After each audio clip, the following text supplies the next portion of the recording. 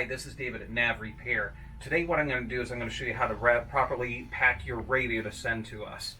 First thing that you want to do on this particular model, this is our Cadillac and GM model that still has brackets on the side. These will bend easily when being shipped. So the first thing you want to do with this is you want to remove these brackets and keep them at home. Don't send them with the radio. I'm going to go ahead and remove these right now.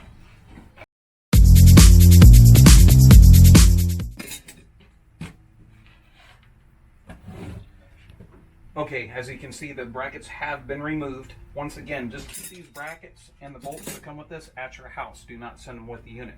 Next, I'm going to send this over to Ann over in shipping so she can show you how to wrap it properly and get it boxed. Hey guys, my name is Anna from Infotainment. Dave has asked me at Nav Repair to show you guys how to pack a radio for when you ship it in for repair. Anything that comes in damaged, they're not liable, so we want to show you step by step on how to get it done correctly. First off, we're going to take a radio. Any radio you have, you may want to secure it with a piece of cardboard in front, preferably the same size as the screen. Go ahead and pack it in a piece of bubble wrap. Make sure the bubble is securely tight around. Take your time. Secure it all the way.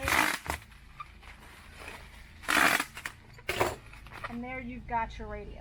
Second off, you're going to grab yourself a box, contain an inch or two with peanuts. At the very bottom, put your radio on top, and then fill the very top with all peanuts. Go ahead and close your box, and you're all set.